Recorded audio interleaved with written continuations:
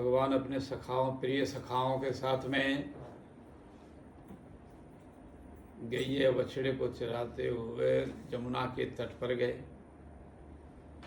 यमुना का तट पर जाकर गैयों को अपने चरने के लिए छोड़ दिया और सखाओं के साथ में वो खेलने लगे।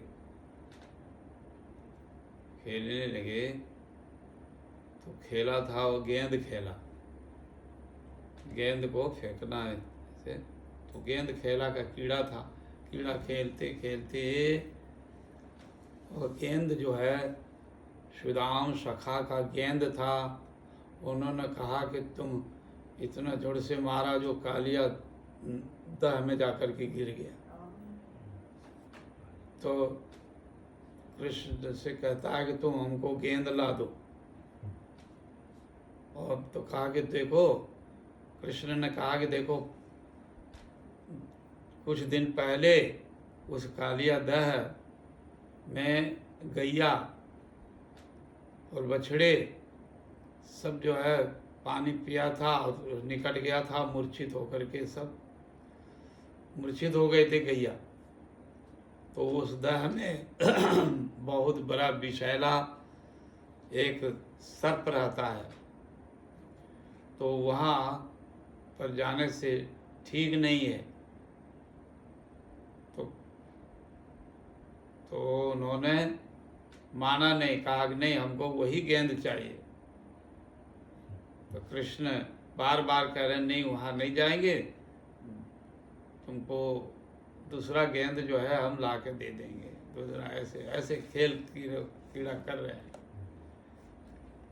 तो उस गेंद को कृष्ण ने कहा कि अच्छा ठीक है। वो कृष्ण ने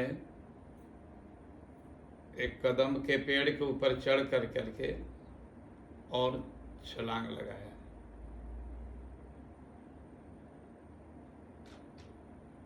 क्यों लगाया? भगवान एक कार्य करते हैं पास साथ। वो लीला कीड़ा था, वो गेंद का तो बहाना था, किंतु उससे कुछ दिन पहले, 2-4 दिन पहले वो कालिया नाग जो है वहाँ वास करता था।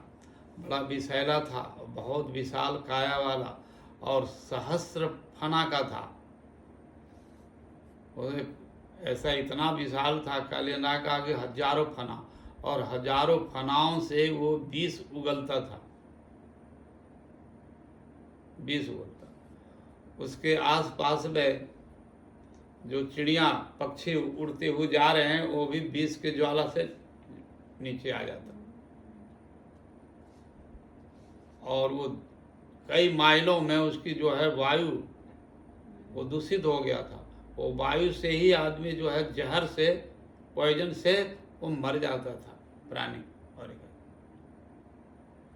तो एक दिन गैया भी जो है सन्निकट गया और गैया और बछड़े सब मूर्छित हो गए।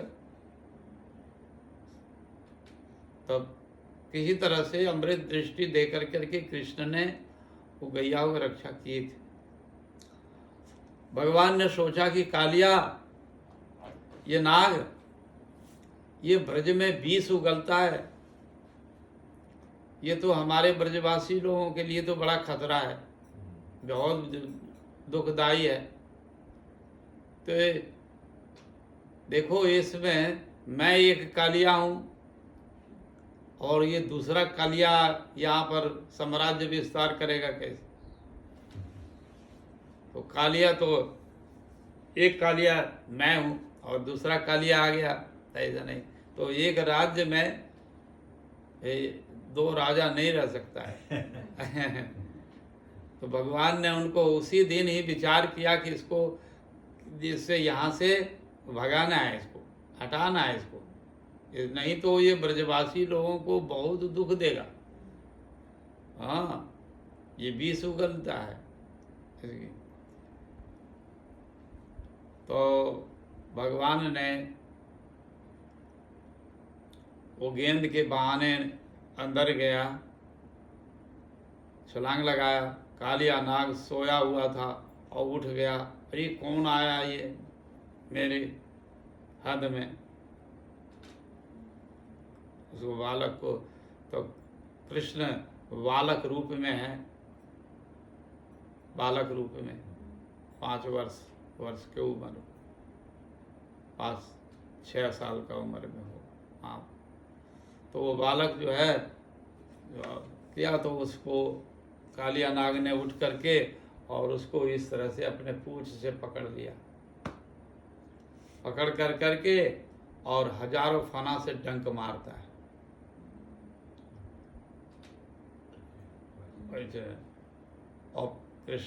अब कृष्ण जो है देखा कि डुबकी लगाया और फिर वो निकल नहीं रहा है।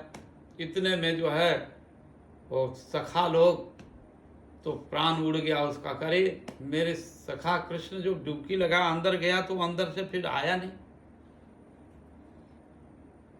तो बहुत वो चिंतित हुआ और रोने बिलखने लगे, उनका प्राण अचेतन हो गया। कृष्ण के बिना तो एक क्षण देखा नहीं जाता है,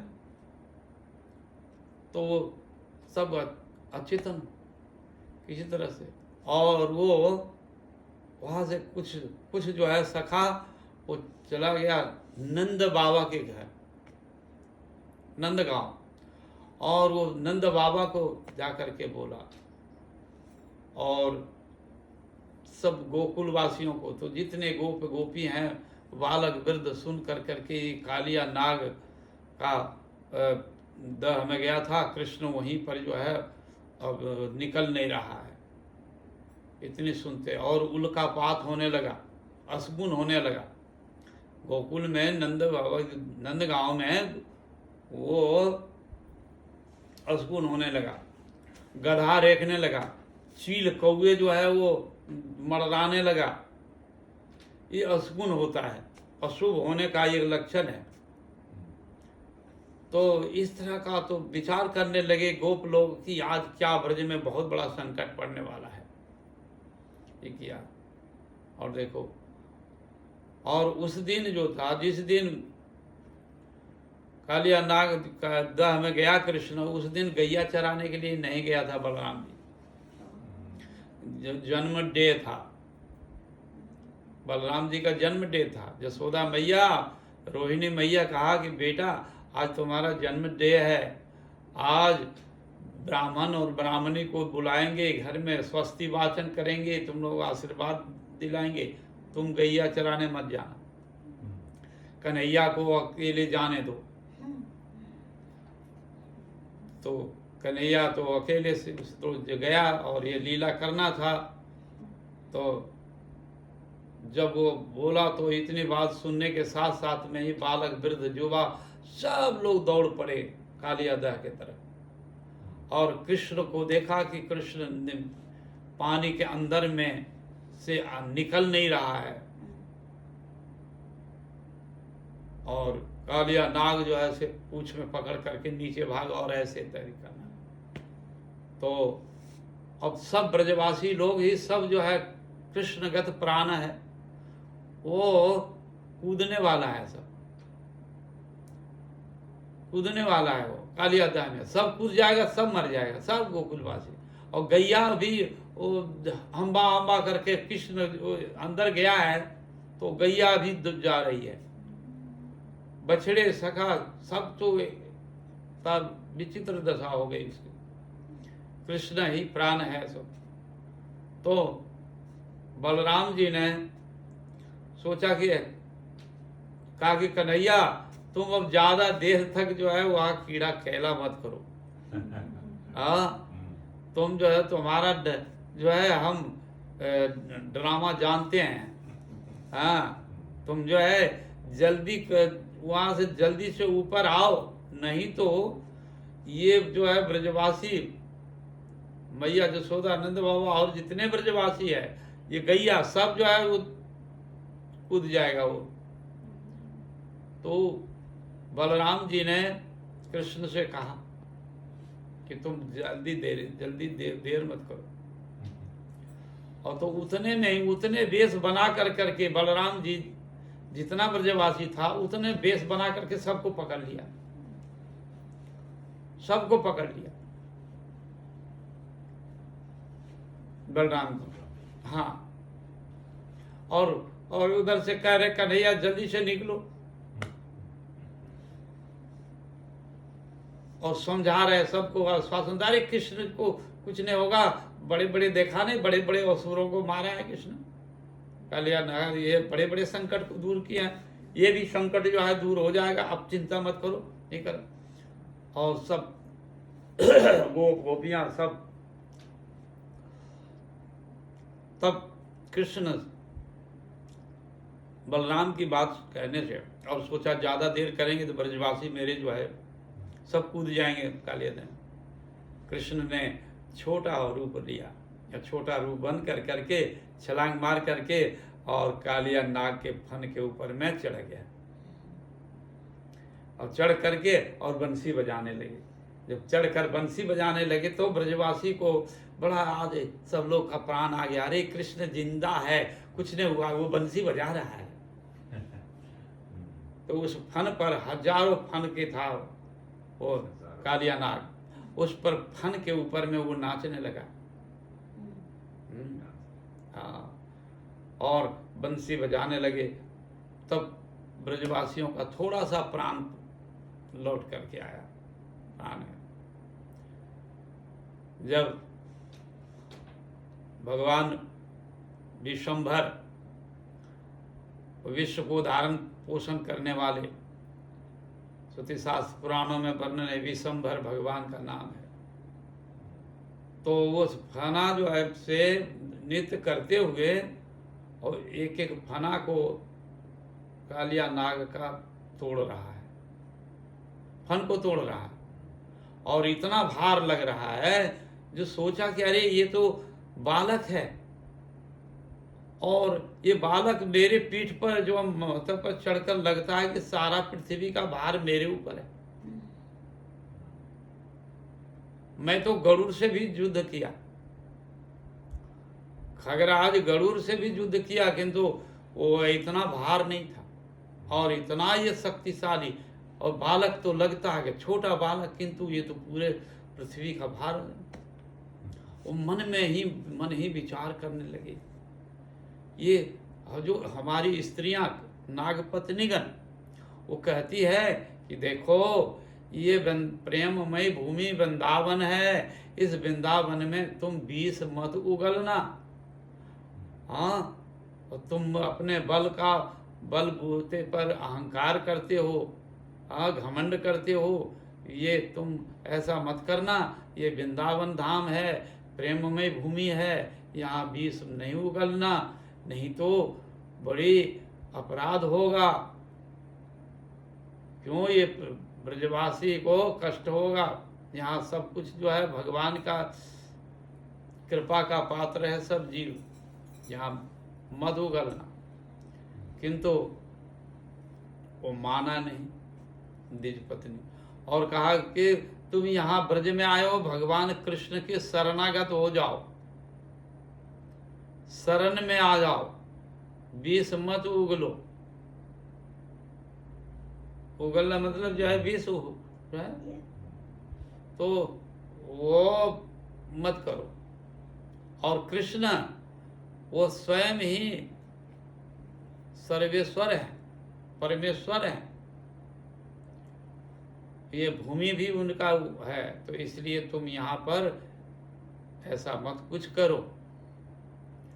तो कालिया नाग को बहुत बलवान था, शक्तिशाली था, घमंड था, और क्या करेगा कुछ, इसलिए वो करने लगा, माना नहीं, शरणागत नहीं हुआ। तो भगवान ने उनके ऊपर कृपा करने के लिए ही वो आया।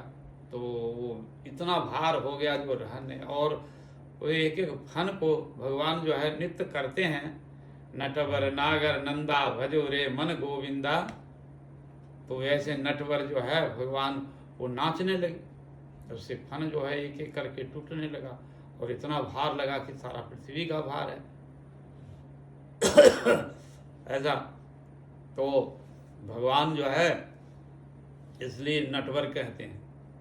तो नटवर, तो देखो कोई तो आदमी जो है रस्सी पर नाचता है, कोई कांटा के ऊपर भी नाचता है। एक रस्सी यहाँ से गिरा, रस्सी के ऊपर ही नाचता है, ऐसा ऐसा भी है। और कांटे के ऊपर में भी नाचेगा, बहुत तरह का है उसके नृत्य कला है, करेगा। किंतु यहाँ पर कृष्ण ने नटवर कहा कि सांप के ऊपर में तो कोई नाचता नहीं है। हाँ? तो भगवान कह रहे हैं कि मैं सांप के ऊपर में नाच करके दिखाऊंगा। हाँ? और नाचूंगा और बंसी बजाऊंगा। इच्छा हुई तो बंसी बजाए और नाचने लगे सांपों के ऊपर।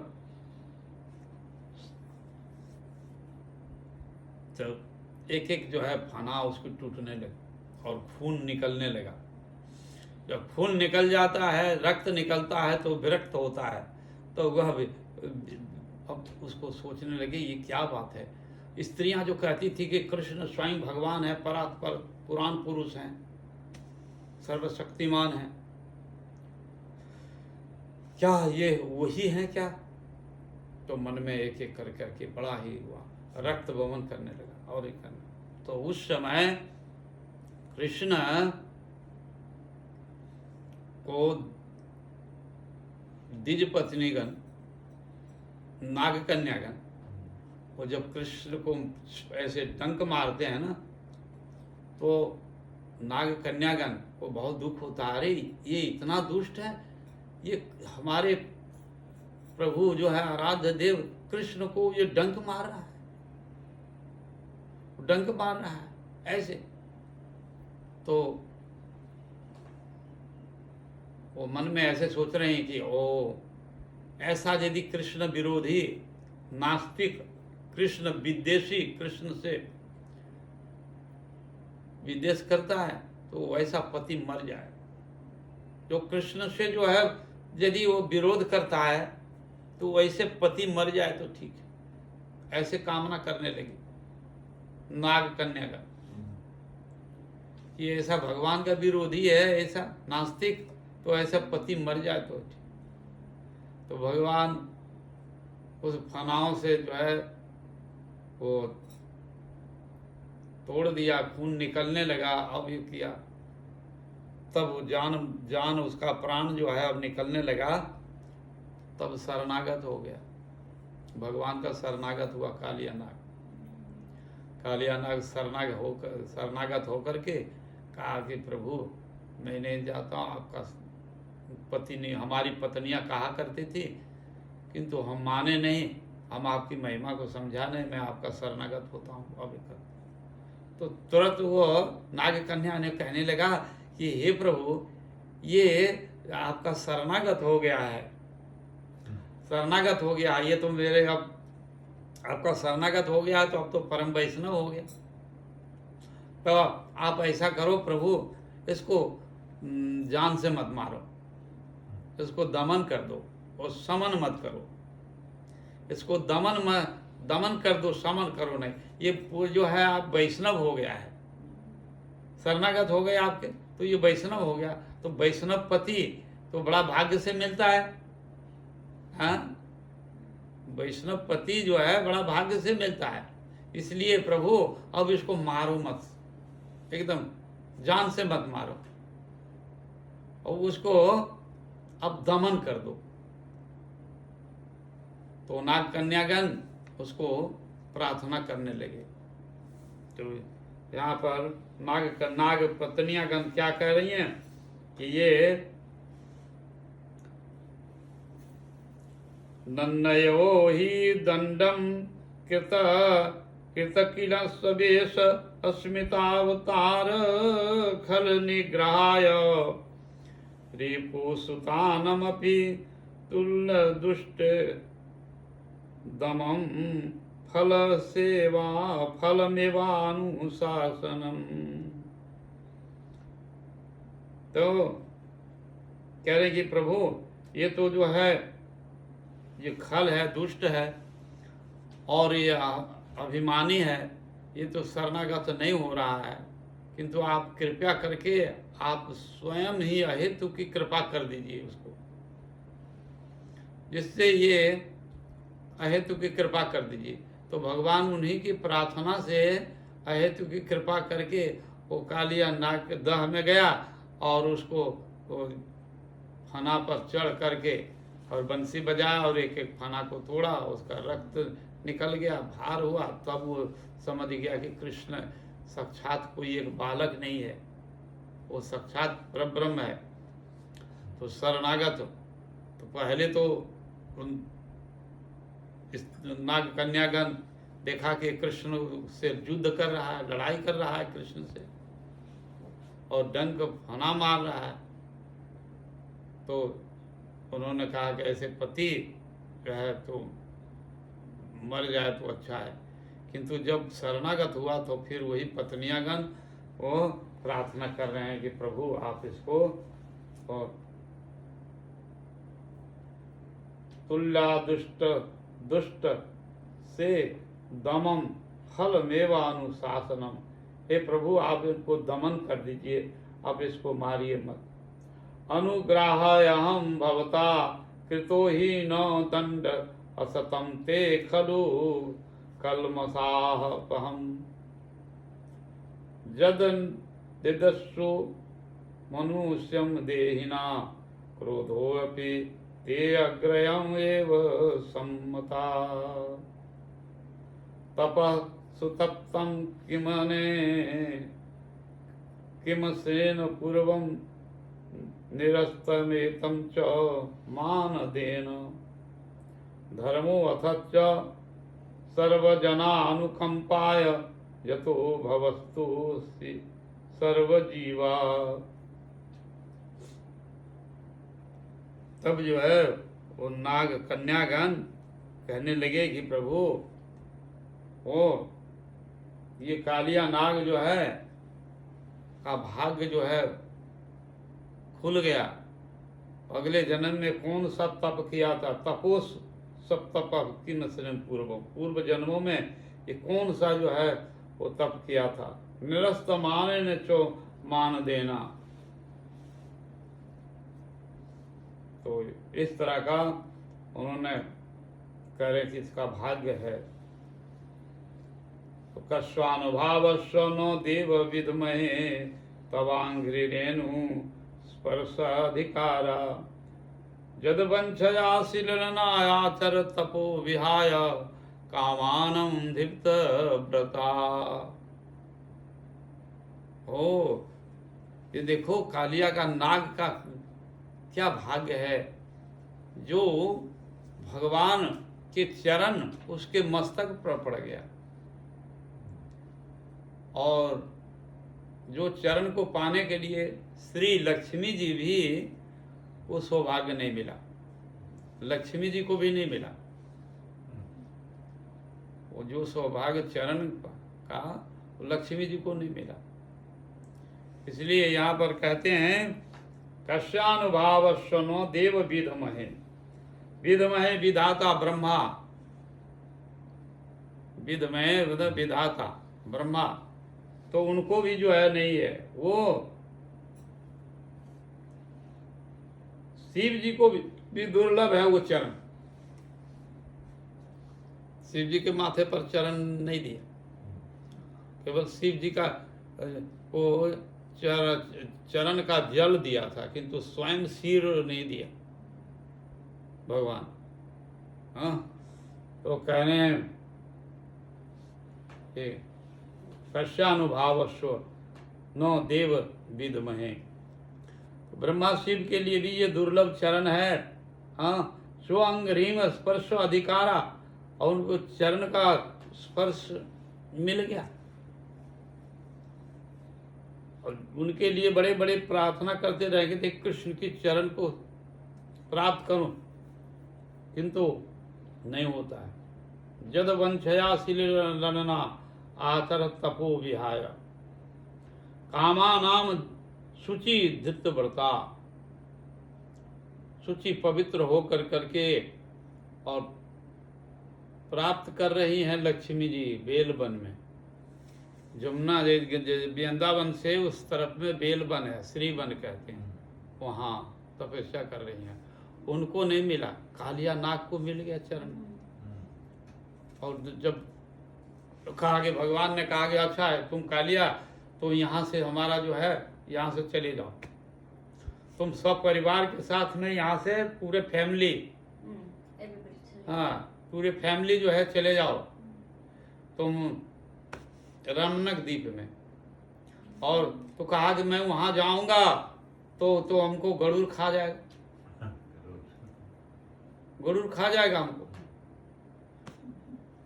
तो वो गरुड़ कालिया नाग जानता था कि ये क्षेत्र में यहाँ पर गरुड़ नहीं आएगा, वृंदावन में गरुड़ नहीं आएगा।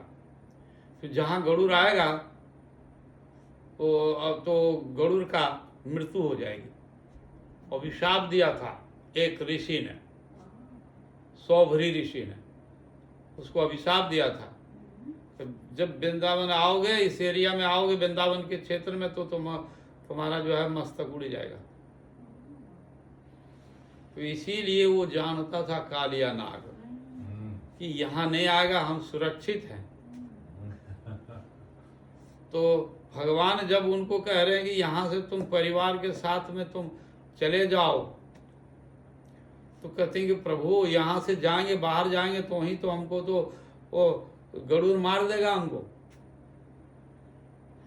जिंदा नहीं छोड़ेगा गरुड़।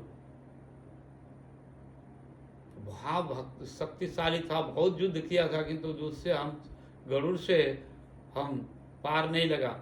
इसलिए छिप कर करके प्राण बचा करके हम यहाँ आए हैं, हम यहाँ से नहीं जाएंगे। तो भगवान ने कहा कि ठीक है, तुमको मैं अपना चरण दे देता हूँ। चरण दे दिया भगवान ने, उसके माथे के ऊपर में चरण है, कृष्ण का चरण है, जो सर्प होता है ना, तो उसके माथे के ऊपर में इस तरह से चरण है। हाँ, कृष्ण का चरण है। तो कहा कि अब मैं चरण दिया हूं तो अब गरुड़ तुमको पूजा करेगा, पूजा करेगा, अब तुमको कुछ नहीं करेगा, जाओ। तो इसलिए वो देखना, वो जो गहवर सांप होता है ना, तो उसमें फना में यहाँ चरण रहता है, उसको कृष्ण का चरण है। हाँ हाँ है, हाँ। So you mean that the snake is still alive? हाँ, Still living in India? हाँ। तो ये कृष्ण का चरण दिया, तब वो जो है सब परिवार के साथ में भगवान ने कहा कि जाओ तुम जो है रमनक द्वीप चले जाओ। तो रमनक द्वीप जमुना जी से अंदर होते हुए समुद्र गया, समुद्र से वहाँ जो है बंग सागर, फिर जो है ये हिंद महासागर, फिर इधर में प्रशांत महासागर, और प्रशांत महासागर के बीच में ही है कालिया नाग। वो कालिया नाग का स्थान जो है रमनक द्वीप है, फिजी। Oh, Fiji. हाँ, फिजी। तो रमनक द्वीप है, छोटा सा द्वीप है, एक बस इससे इतना ही है, ऑकलैंड का ही जितना शहरों का एरिया उतना ही है बस। तो ये बड़ी बड़ी सुंदर है, रमनक द्वीप है। वहाँ का क्लाइमेट एकदम वो कैसा है, इंडिया का जैसा ही है। और वो सब कुछ होता है, पपीता, पपे और ये फल फ्रूट जो नारियल और सब कुछ होता है, बहुत सुंदर। हाँ, गन्ना होता है, धान होता है, सब कुछ होगा वहाँ पर। धान भी होता है, गेहूं भी होता है, हाँ सब फसल होता है। और मट्टी तो वहाँ भगवान ने जो है भेज दिया रमनक द्वीप में। भगवान गोपाल चंपू में कई ग्रंथों में है कि भगवान कालिया नाग को नौका बनाया और वो जल विहार, जल सैर किया। हाँ, और सब गोपियों को लेकर के जल विहार किया था भगवान, इसलिए कालिया नाग वहाँ पर है। अभी कालिया नाग का वो गुफा है, वहाँ पर वर्ष में आदिवासी लोग जो है पूजा करते हैं, और उसको पास में वो 1 माइल 1 मील 1 किलोमीटर उस एरिया में कोई नहीं जाता है, नहीं तो वो सांस से जो है वो एकदम जो है ये हो जाएगा, मर जाएगा विष से। वो अभी जिंदा है, वो अभी जिंदा है, वो देवता है ना, वो कालिया नाग तो देव है, कोई साधारण नहीं है, देव है। तो वो है, तो वहाँ वर्ष में एक बार आदिवासी लोग वहाँ पूजा करते हैं, और समुद्र से भी रास्ता है और पर्वत से भी, तो वो पर्वत से ही वर्णन करता है, और नाग पूजा करते हैं वो लोग। तो समुद्र से नीचे उतर करके समुद्र में जाते हैं, सैर करते हैं। तो ये रमनक द्वीप है भगवान। तो उनको उद्धार किया, भेजा ब्रजवासियों को ही करे। तो भगवान जो है कालिया के नाग के ऊपर में जो नाच रहा था ना, तो अपना वो हीरो था। हीरो जो है, हीरो है, तो वो हीरो बन करके कहते हैं देखो तुम तो दुनिया कांटा पर, रस्सी पर, ये सब तो नाचता है, किंतु हम जो है सर्प के ऊपर नाच रहे हैं। तो वो भगवान जो है उस समय अपने प्रियसी गोपियों को आकर्षण कर रहे हैं, ये तात्पर्य है। जो कोई हीरो जो है एक हीरोइन के लिए क्या क्या कला दिखाता है, तब वो हीरोइन जो है वो हीरो को कहता है वाह ये तो बहुत शक्तिशाली है, जो बहुत ये है, तो इससे हम जो है मैरिज करेंगे। हाँ?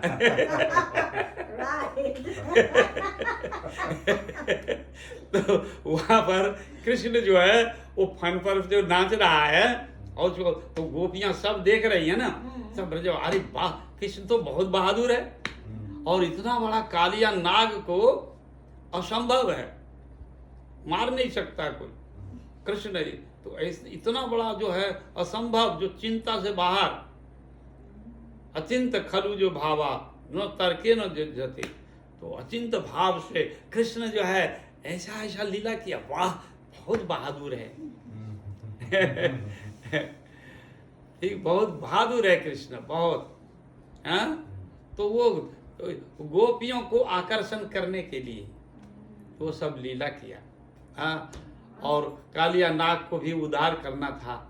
कालिया नाग ब्रज से यहाँ 20 उगलेगा, मेरी गैया बछड़ा सखा, वो सब तो ये दुख है, बहुत दुखदाई है, तो उसको भगवान ने किया। एक कार्य में प्रभु 5-7 करते हैं काम ना, तो ये हो गया। फिर ये सब करने के बाद में उनको विदाई कर दिया। तो कालिया पूर्व नाग जो पूर्वज जो था, उसका पूर्व जन्मों का स्टोरी, उसके मदर फादर का नाम है, वो कश्यप के ऋषि के पुत्र है, ऋषि कश्यप। तो उनकी बहू से तो 13 उनकी पत्नी है, तो कद्रु और विनीता। हाँ, तो 2 कद्रु और विनीता। तो कद्रु और विनीता में दोनों में एक तो कद्रु के विनीता का 2 पुत्र है, गरुड़ और अरुण। गरुड़ हुआ और अरुण। तो अरुण जो है वो उसका पिंड नहीं है, हित पिंड नहीं है, खड़ा नहीं होता है, ऐसे रहता। तो फैन तो उसको क्या किया, अरुण को कहा कि अच्छा ठीक है, तो तुमको उसको देवता लोग और सूर्य देवता कहा कि तुम हमारा रथ को हाँको, सारथी बन जाओ। तो सूर्य का रथ जो है 16 चक्का है, हाँ, और वो 8 घोड़ा है, तो उसमें उसको तो सारथी बना दिया उनको, और सूर्य देवता बैठता है और वो भ्रमण करता है। तो सूर्य तो कहते हैं कि सूर्य का रथ है, तो अरुण उदय, मतलब अरुण पहले जो है आगे दिखाई पड़ता है ना रथ, सारथी, तो अरुण होता है। तो अरुण से ही वो जो है वो आभा से वो दिन सूर्य भी नहीं उगा, थोड़ा अंधकार मिट गया, तो उसको वो अरुण कहते हैं। अरुण, अरुण उदय, अरुण उदिल, पूरब भागे द्विज मणि गोराय मणि जागे। तो अरुण, अरुण होता है तो वो अंधकार दूर हो जाता है, Okay. और सूर्य जब आज दिखाई पड़ेगा Yeah. तो प्रकाश हो जाता है। तो अरुण उदय, पहले अरुण उदय तब तो सूर्य उदय। Oh. हम्म?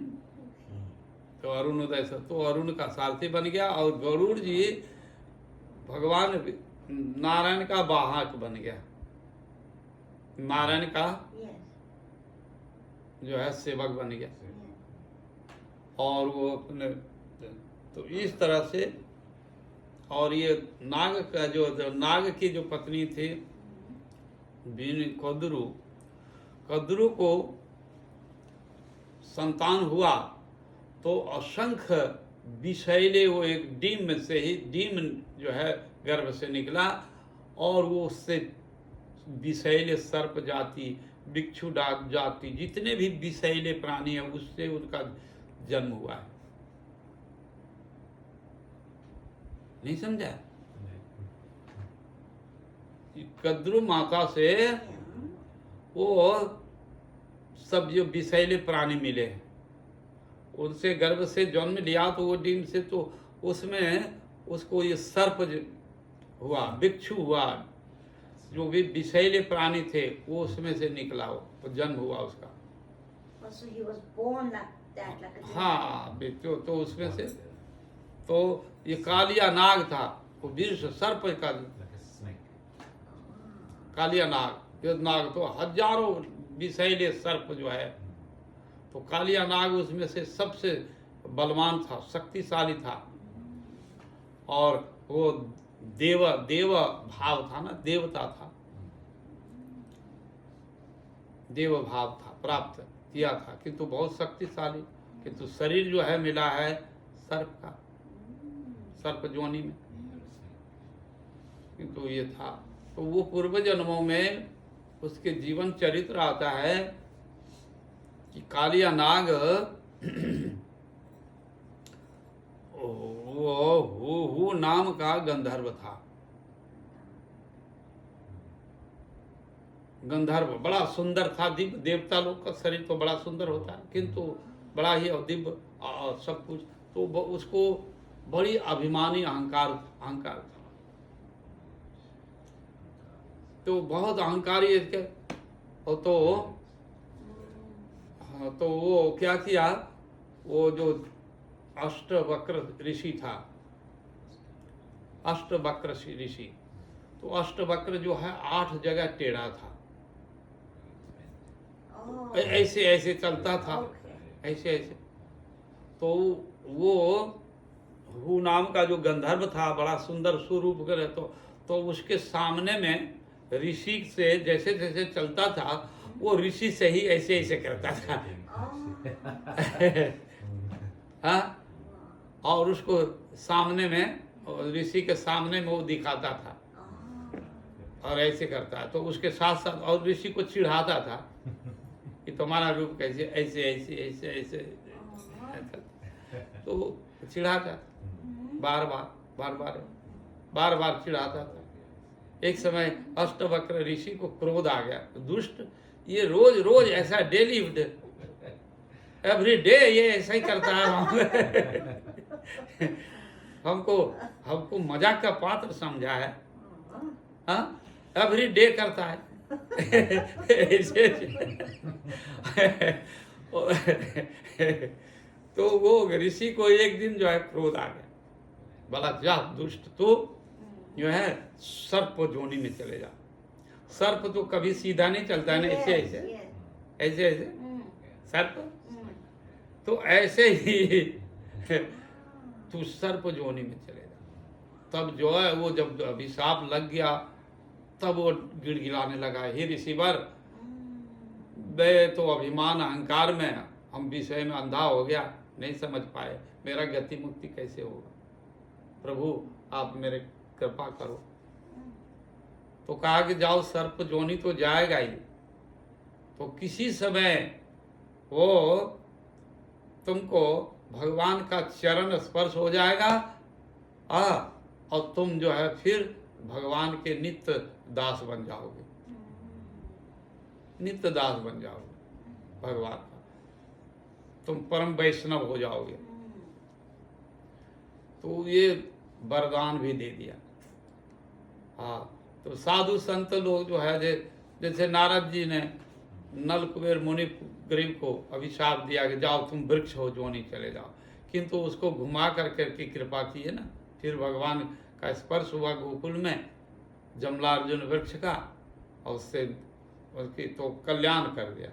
तो साधु जो संत पुरुष होते हैं वो किसी का अमंगल नहीं करते हैं, किंतु थोड़ा सा घुमा करके उनको कृपा करते हैं, तो नहीं समझते हैं, तो उसको थोड़ा जो है वृक्ष जोनी का भी अभिशाप कर दिया था। वैसे ही ये हुहु नाम का गंधर्व को सर्प जोनी दे दिया, जैसे इसका अहंकार दूर हो जाएगा, ये करेगा, भगवान का शरणागत होगा और प्रभु के संयोग से उनकी कृपा से चरण स्पर्श हो जाएगा, वो मुक्ति पा जाएगा, हाँ, नित्य भगवान का दास बन जाएगा। तो इसी तरह से ये कालिया नाग का अभिशाप था अगले जन्म।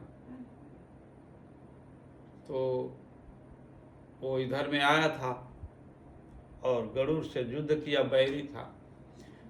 गरुड़ से बैरी इसलिए था कि ये कद्रू और विनीता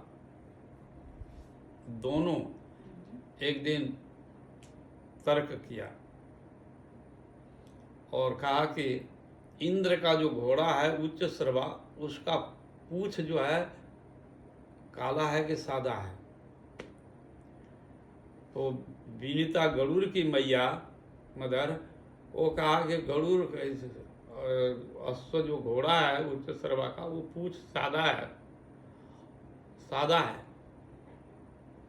और वो नाग की जो माताएं हैं कद्रू, वो कहा कि वो पूछ काला है,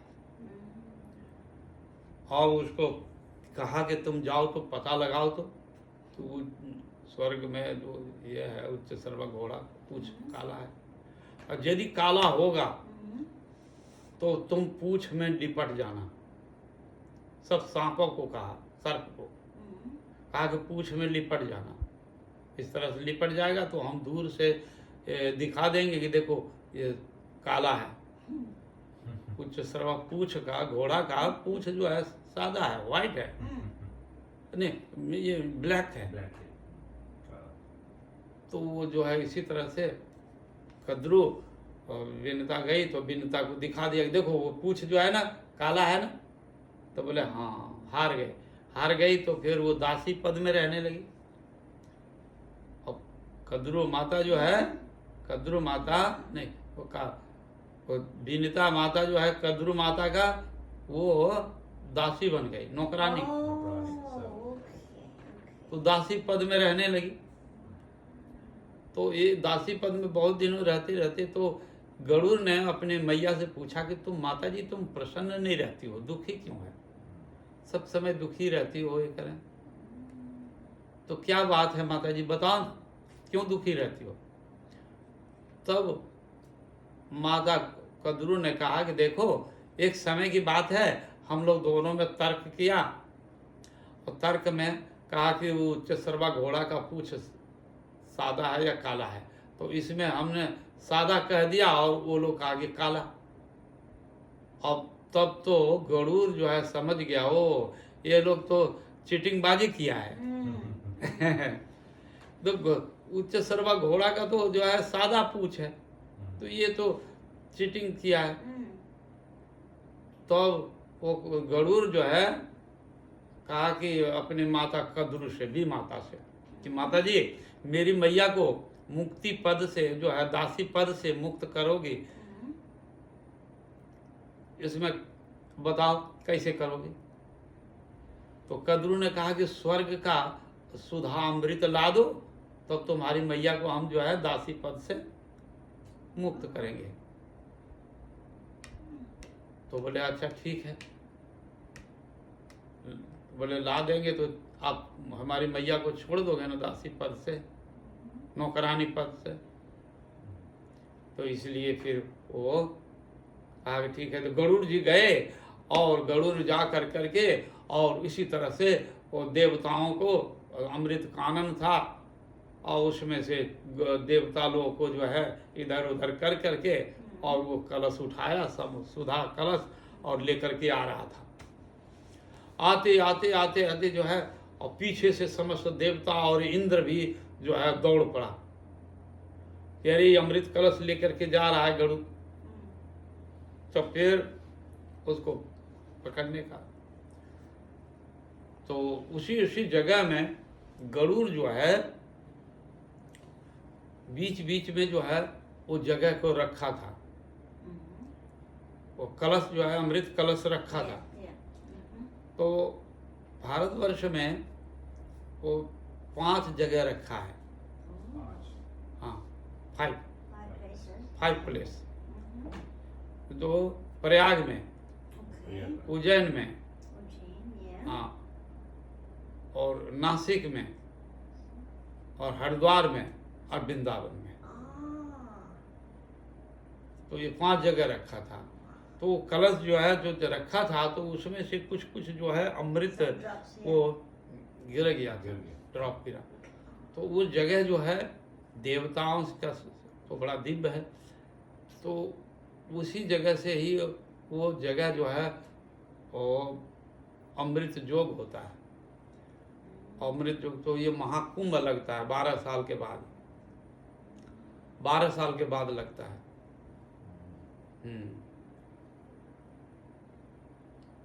तो इसीलिए प्रयाग में महाकुंभ, हरिद्वार में, नासिक में, उज्जैन में लगता है।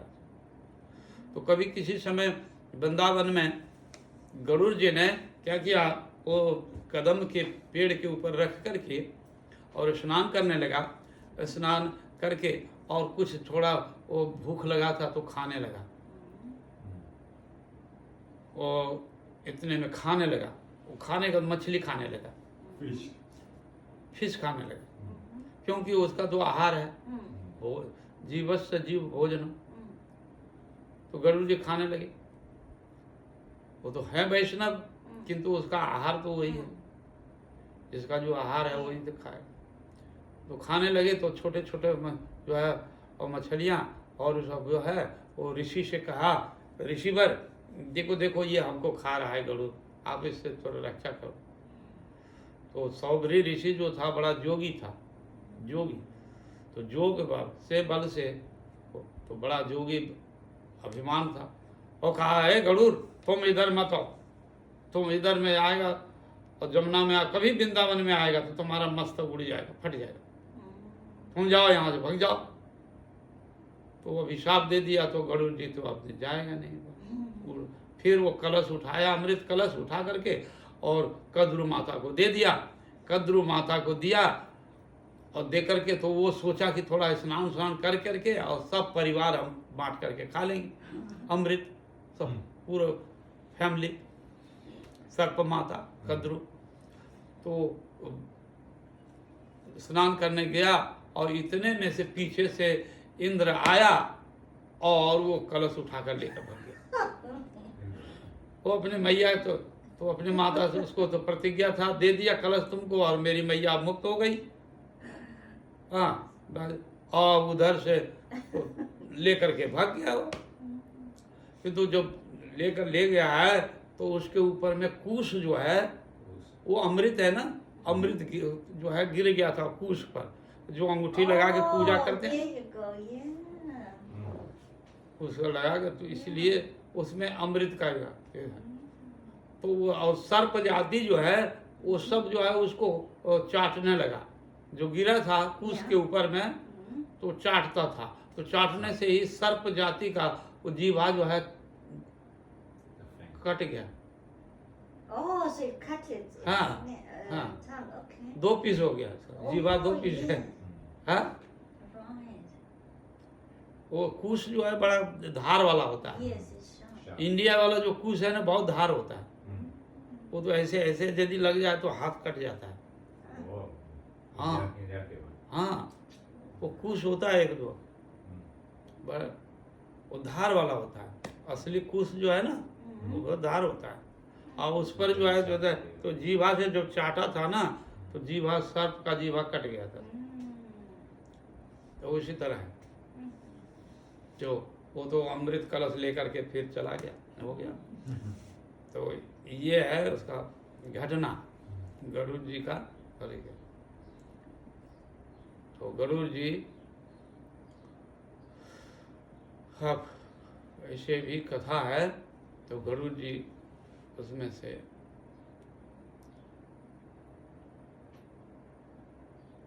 भगवान का वैष्णव है, चरण चिन्ह मिला। यही कह रहे हैं कि देखो तो कालिया नाग का नाग पत्नी गण कह रही इसको तो पहले तो बड़ा अभिमान था, अहंकार था, चरण किया, किंतु अब तो ये वैष्णव हो गया। तो भगवान उसको नाग पत्नी गण कहते हैं नहीं इसको मारो मत, अब ये मेरा वैष्णव पति हो गया। अब वैष्णव पति तो बड़ा सौभाग्य से मिलता है इसको अब मारो नहीं तो इसको हे कृष्ण यदि आप इसको मार देंगे तो मैं विधवा हो जाऊंगी, तो फिर दूसरा कोई नाग आएगा और हमसे जो है मैरिज करेगा, हम तो बड़ी दुखी हो जाएंगे। हाँ, वैष्णव पति तो बड़ा मुश्किल मिलता है ना, इसलिए इसको मारो नहीं प्रभु, इसको दमन कर दो, अब कृपा कर दो। तो वही कृपा किए थे भगवान। तो यही यहाँ पर कह रहे हैं। तो लक्ष्मी जी, तो जो लक्ष्मी जी को जो चरण दुर्लभ है, नहीं मिलता है, इसीलिए कहते हैं जद इच्छया शिललना आचर तपो। लक्ष्मी जी कामना करते हैं कि मैं कृष्ण के चरण पाऊं, कृष्ण के चरण पाऊं। तो ये लक्ष्मी जी कौन? ये परम लक्ष्मी राधा रानी है। परम लक्ष्मी राधा रानी तो रुक्मिणी सद्भामा और लक्ष्मी, तो वैकुंठ की जो लक्ष्मी है वो जब भगवान जब बंसी वादन किए तो उस बंसी वादन में जो है वो सुन करके लक्ष्मी जी भी आ गए। वो बंसी को सुनकर लक्ष्मी जी भी आ गए। और गोविंदेर माधुर्य देखी वासुदेवेर खूब। गोविंद का माधुर्य जो है, दो भुज है, श्याम सुंदर है, और बंसी वाले हैं, मुकुटधारी होते, इतना सुंदर तो वो नारायण से भी ज्यादा अच्छा सुंदर लगते हैं। तो लक्ष्मी जी सोचा कि वो नारायण और वो कृष्ण तो सम हैं, कृष्ण ही नारायण ही कृष्ण जगत में लीला कर रहे हैं, तो जो नारायण और कृष्ण में तो समान है, कोई बात नहीं है। तो हम भी जा करके रासलीला में जा करके सम्मिलित हो जाएंगे। नारायण समो हरि, तो हरि और जो नारायण एक है। नारायण समो हरि, तो कृष्ण जो है और नारायण तो एक है। तो हम भी जाएंगे, तो वहां पर जाए बंसी बजाए तो वहां पार्वती भी चली गई। पार्वती, और पार्वती तो जोग माया है, कृष्ण की बहन है जोग माया, तो जोग माया वो चले जा रहे हैं। शिव जी कहते हैं कि देवी पार्वती हमको भी ले चलो, तो हमको ले चलो। तो बोले नहीं, आपको वहां वृंदावन में अधिकार नहीं है, वो तो वहां आपका अधिकार नहीं, वहां नहीं जा सकते हैं। तो बोले देखो मैं तुम्हारा पति हूं, तो थोड़े हमको ऊपर भी तो कृपा करो, ले चलो। तो भगवान की रासलीला थोड़ा दूर से देखेंगे, नहीं निकट से, तो दूर से ही थोड़ा सा देखेंगे, ले चलो देवी। हाँ, तो बहुत कहने पर पार्वती जी कहा कि अच्छा चलिए। तो चले, तो वहां जब गए तो कहा कि इस कुंड में जाकर के आप जो है वो डुबकी लगाई। तो डुबकी लगाए तो गोपी ड्रेस तो मिल गया, गोपी तो बन गए, किंतु अंदर से गोपी भाव नहीं है। गोपी भाव नहीं है, किंतु वो श्रृंगार ड्रेस जो है ऊपर से तो गोपी बन गए, किंतु अंदर भाव नहीं। तो फिर वही जोग माया, नाहं प्रकाशम सर्वसम जोग माया समावृत, जोग माया के द्वारा ही भगवान लीला संपन्न करते हैं। तो उनको ईशान कोण में वो रख दिया और कहा कि आप दूर से ही देखते रहिएगा रासलीला। तो जब रासलीला आरंभ हो गई तो गोपियों को उल्लास नहीं हो रहा था। वो सोचा कि कोई विजातीय व्यक्ति है, इसलिए तो रास में उल्लास, तो खोजने लगी कोई विजातीय व्यक्ति आ गया है। तो खोजते खोजते उस कोना में जब गया, कुंज में बैठा हुआ है, गोपी देख रही है। तब उसको पूछा कि तुम कौन गांव की जो है बेटी हो? तुम्हारा माता पिता कौन है? गोप गृह में कौन है? तो कौन गांव की बेटी हो? कौन गांव में तुम्हारा मैरिज हुआ है? तुम्हारा पति का नाम क्या है? और ये सब पूछने लगे। और कहा कि राधा गोविंद के कौन मंजरी, कौन सखी के अनुगत्य में तुम सेवा करती हो? कौन सखी के? तो राधा गोविंद की निर्दिष्ट सेवा क्या है तुम्हारा? ये सब पूछने लगे। तो उसका कोई जवाब नहीं, कोई आंसर नहीं। तब जो है वो यही कहा कि ये भी जाती है। तो उनको गुलचा मारने लगे। इतने में गोपियां जोग माया आ गई पार्वती, और कहा गोपियों से कि आए गोपियों देखो ये क्या बताएंगे, ये तो कैलाशवासी है, कैलाशवासी शिव जी हैं। मेरे प्रभु है, मेरे स्वामी हैं, तो इनका तो भाव है नहीं। इसलिए ये यहाँ पर हैं, तो इनको सब मिल करके कृपा करो, थोड़ा ये रास लीला देखना चाहते हैं तो दर्शन करें सब लोग। तब फिर जो है गोपियों की कृपा हुई, राधा रानी कृपा, कृष्ण की कृपा हो गई। फिर राधा रानी कृपा, उनको कुंज में जाकर के दर्शन करने लगे। अब वो वृंदावन के अधीश्वर बना दिए गोपेश्वर महादेव को। कहा कि जो भी जीव आएगा तो गोपेश्वर महादेव की कृपा प्रसाद से फिर ये वृंदावन में रासलीला दर्शन कर पाएगा। तो वृंदावन में फर्स्ट में जाने से पहले गोपेश्वर महादेव को पूजा करना चाहिए। पूजा करने का कृपा प्रसाद लेकर तब वृंदावन भ्रमण करना चाहिए, ये नियम है। फर्स्ट टाइम में जाएंगे तो पहले गोपेश्वर महादेव की पूजा करेंगे, घी दूध मधु घृत दे करके अभिषेक करेंगे, बेलपत्र देंगे, चंदन देंगे, पूजा करके उनको फिर आशीर्वाद लेंगे। तो गोपेश्वर महादेव, इसलिए उनका नाम हुआ गोपेश्वर महादेव। गोपियों का ईश्वर गोपेश्वर, किंतु नहीं, गोपियां ही जिनका ईश्वर हैं वो गोपेश्वर हैं। तो ये गोपेश्वर महादेव बन करके वहाँ सेवा करते हैं, रहते हैं। ये लक्ष्मी जी भी आ गई बंसी सुन कर करके, तो वहाँ पर गोपियाँ जो रोक दी, उनको रोक दिया, नहीं अंदर नहीं जा सकते, आपको अधिकार नहीं है। बोले क्यों नहीं अधिकार है? हम तो लक्ष्मी जो अभिमान है ना, अरे हम ब्रह्म का, नारायण ब्रह्म का मैं ब्राह्मणी हूँ, हम ब्रह्म का ब्राह्मणी हूँ मैं, तो ब्राह्मणी हमको क्यों रोकने? तो कृष्ण और नारायण तो एक ही है, हम जाएंगे। तो गोपियाँ रोक दिया, नहीं नहीं जा सकती हैं, आपको वो भाव नहीं है, आपको ब्रज में जन्म लेना पड़ेगा, गोप गृह में, गोप गृह में जन्म लेना पड़ेगा, और फिर गोप गृह में जन्म लेकर करके किसी गोप के साथ में मैरिज करना पड़ेगा, और फिर गोबर पातना पड़ेगा, दही मथना पड़ेगा, गैया का जो है गोरस निकालना पड़ेगा, ये तरह तरह का जो है काम आपको करना पड़ेगा, तब जो है वो कृष्ण के साथ में मैरिज होगा। तो वो बड़े बढ़िया है, उसका कहा कि इस कंडीशन में आप जो है कर सकते हैं। तो चलिए आपको जन्म होगा, तो कहते हैं ब्रजभानु पूरे जन्म लभिव जावट विवाह हव, ब्रजवासी भाव होई वे स्वभाव आन भाव रहो दूरे।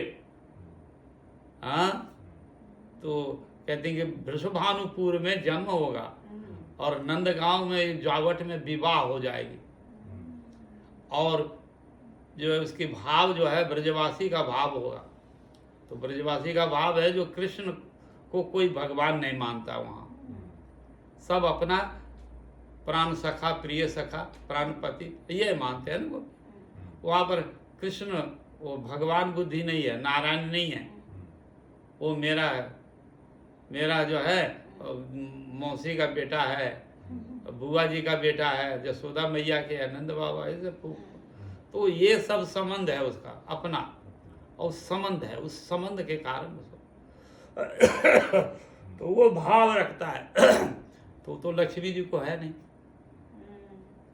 लक्ष्मी जी कहा नहीं नहीं, हम तो पतिव्रता नारी है, हम तो नारायण को छोड़ कर करके दूसरा शादी नहीं रचा सकते हैं, हम नारायण के अर्धांगिनी है, हम कैसे उसे जो ये जो है जन्म होगा यहाँ पर और फिर एक गोप के साथ में हमारी फिर शादी होगी, और फिर यहाँ पर जो है कहते गैया दूहना पड़ेगा, फिर दही को दूध को औंटना पड़ेगा चूल्ही में। हाँ, हम लोग को तो गैस से ही पकाते हैं, वहाँ तो गोइठी से पकाते हैं। गोइठी पड़ा तो गोबर को ऐसे उठाना पड़ेगा गौशाला का, और फिर थापना पड़ेगा, सुखाना पड़ेगा, गोटे उठा करके रखना पड़ेगा, गोइठी से ही जो है रसोई बनेगा। हाँ तो ठीक है, चलो ठीक है। तो ये लक्ष्मी जी को भी सौभाग्य नहीं हुआ, कहा इस कंडीशन में हमने, तब वो चली गई वृंदावन के उस पार में बेल वन में, श्री वन में जाकर तपस्या किया। तो इसीलिए कह रहे हैं कि जद वंशयाशील आचर तपो विहाय कामाय अधित सुचिरम व्रता, पवित्र होकर के व्रत तप कर रही है, फिर भी अभी तक कृष्ण को नहीं मिला। अभी हाँ, कृष्ण को नहीं मिला, कृष्ण से नहीं मिल पाई। तो इसलिए लक्ष्मी जी के लिए भी दुर्लभ है कृष्ण का चरण पाना। हाँ, तो वही पाएगा जो ब्रज भाव में आएगा, ब्रजवासी होकर भाव से, तब भजन करते करते तब होगा। जय श्री राधे। आपका जय शांत हो गया पंचाकम ओ वैष्णव। बैटरी खत्म है, बैटरी खत्म हो गया बैटरी